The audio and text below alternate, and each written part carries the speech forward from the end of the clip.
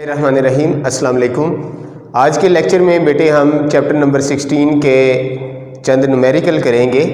तो सबसे पहला हमारा न्यूमेरिकल है an alternating current is represented by equation I is equal to 20 sine of 100 pi t. हमें अल्टरनेटिंग करंट का फार्मूला गिवन है। Compute its frequency and maximum value of current and RMS value of current, ये तीन चीज़ों को हमने find करना है। तो सबसे पहले हम फ्रीक्वेंसी निकालते हैं। तो हमने फार्मूला करंट का पढ़ा था I naught sine of 2 pi F T. तो आप देखो यहाँ पे 2 पाई एफ की जगह पर 100 पाई आ रहा है, तो हम 2 पाई एफ लिख देंगे 100 पाई, पाई पाई से कैंसिल हो गया, 2 उधर जाके डिवाइड हो गया, तो फ्रीक्वेंसी आ गई 50 हर्ट्ज़। और जो ये वाली वैल्यू होती है ये होती है पीक वैल्यू। तो हमारे पास आई नॉट आ गया 20 एम्पेयर। अब आई नॉट की मदद से हम I R M S find कर सकते हैं। आई आर एम एस बराबर होता है I naught over √2। I naught की वैल्यू 20, इसको √2 पे डिवाइड करेंगे तो आंसर आ जाएगा 14 एम्पेयर। इसके बाद क्वेश्चन नंबर 2 है a sinusoidal AC has maximum value of 15 ampere. Maximum current हमें गिवन है 15 ampere. What is its RMS value, हमने इसकी आरएमएस वैल्यू फाइंड करनी है।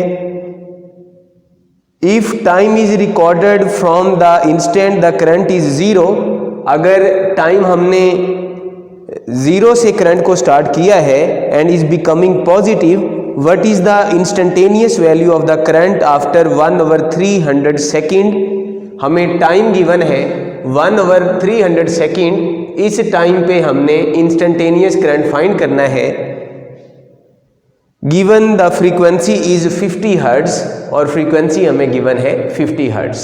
तो सबसे पहले हम I R M S find करते हैं। उसका फार्मूला है I naught over √2। I naught की वैल्यू है 15 ओवर √2, इसका आंसर आ गया 10.6 एम्पेयर। अब हम इंस्टेंटेनियस वैल्यू फाइंड करते हैं। हमने इंस्टेंटेनियस वैल्यू का फार्मूला पढ़ा है I is equal to I naught sine of 2 pi F T. तो आई नॉट हमारे पास है 15, एफ हमारे पास है 50 और जो टाइम है वो है 1/300 सेकेंड। तो अगर हम इनको कैंसिल करें तो ये 1/6 रह जाएगा और 2 कैंसिल होके ये 1/3 रह जाएगा, यानी पाई3 बराबर होता है 60 डिग्री के।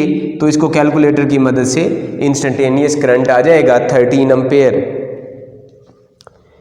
इसके बाद क्वेश्चन है बेटे हमारे पास 3, find the value of current and inductive reactance. एक तो हमने करंट फाइंड करना है और एक रिएक्टेंस ऑफ इंडक्टर फाइंड करनी है।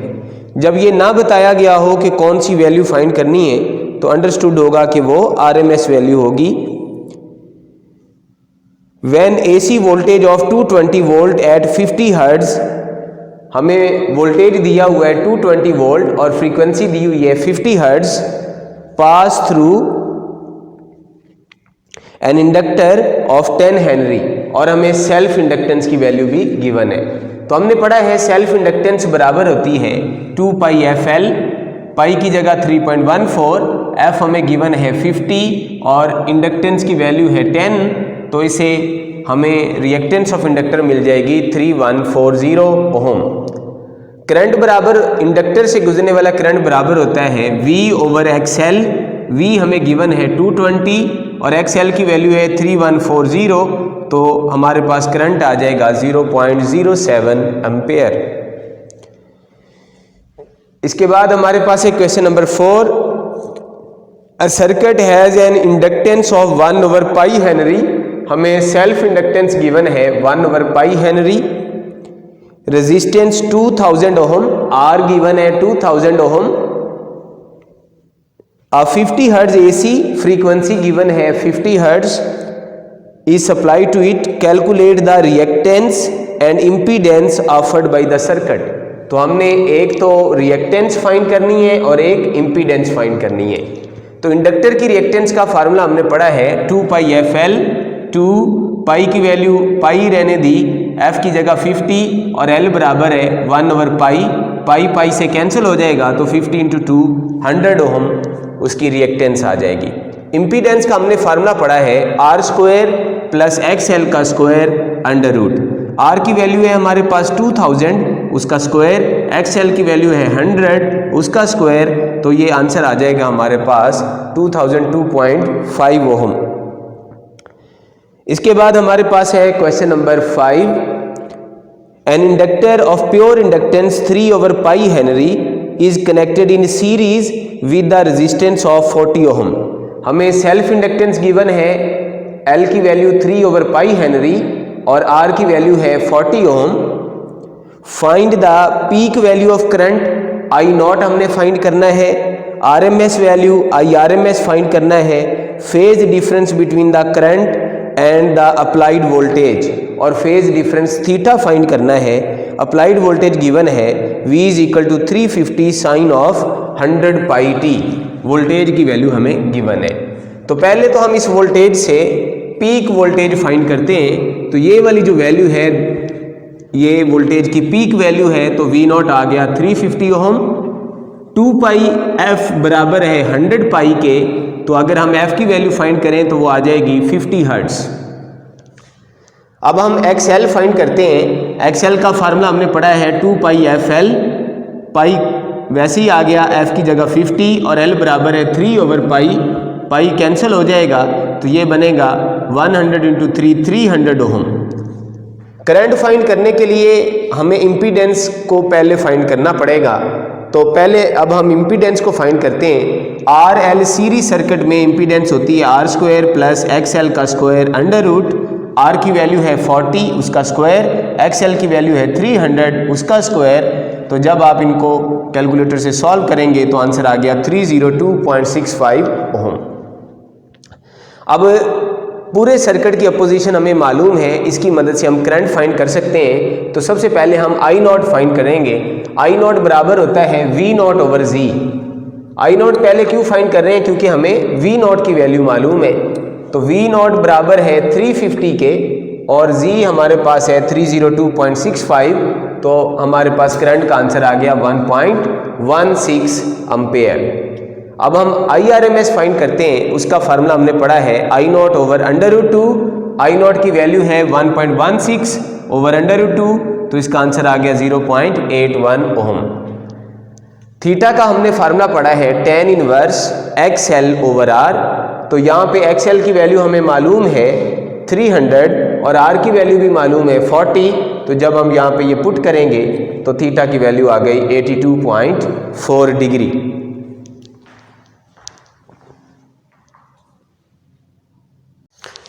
इसके बाद हमारे पास क्वेश्चन नंबर है 6।